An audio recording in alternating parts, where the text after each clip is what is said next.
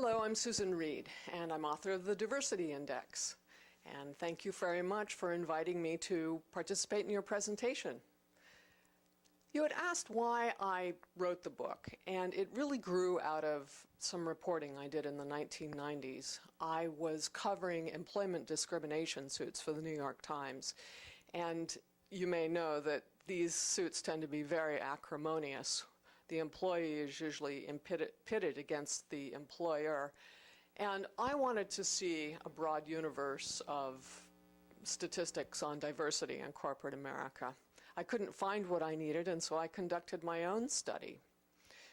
And as you see from the book, it revealed quite an impressive pattern where 90% of the firms in 2009 employed white female executive officers, but 40% employed no minority executive officers.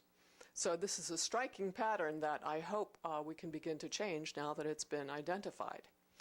You had asked me why I didn't include Google or Apple in the book. And these companies were not in the Fortune 100 in 2005, and that's the group of companies that I based the study on. Microsoft was in that group, and I did include some information about Microsoft in the book. But just to give you a comparison on the three companies, I did look up their data for 2009, and Microsoft was the most diverse company. It had the most diverse executive team in 2009. It employed one female Caucasian executive officer, one male minority executive officer. Google was the second most diverse. It had an all-male team, but it had one minority male executive officer. And Apple, it appears, although I haven't fact-checked it with the company, but it appears that it had an all-white male team. Now, you asked me, am I reaching my audience?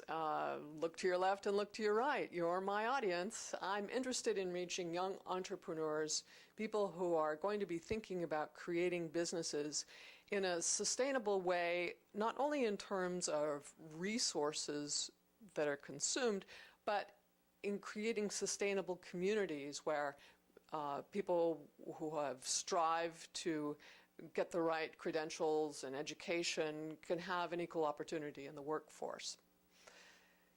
You had asked whether I think Asians are, progressing well in the workplace, and I do. My study actually revealed that Asians are overrepresented for their group and the level of education they have. They're a very well-educated group, but they have probably twice the representation that they ought to have in my study, but that is because more than half came from India. They were born or raised in India, and most probably got graduate degrees in the US. Now, you had asked what minorities can do when they encounter a glass ceiling. I would say, speaking to your group, first of all, you want to be very careful about the company you join coming out of graduate school. Do some investigation like I did. Some companies have these corporate responsibility reports online where you can go down and see the demographics of their workforce, and then you can download the 10K from the SEC site and, find out if they're really, walking the talk of diversity. Now, corporations that are government employers, they will know the glass ceiling. They have to file an affirmative action plan every year. They are very conversant with these issues. If companies have employee resource groups, that's always an opportunity to stand out and shine.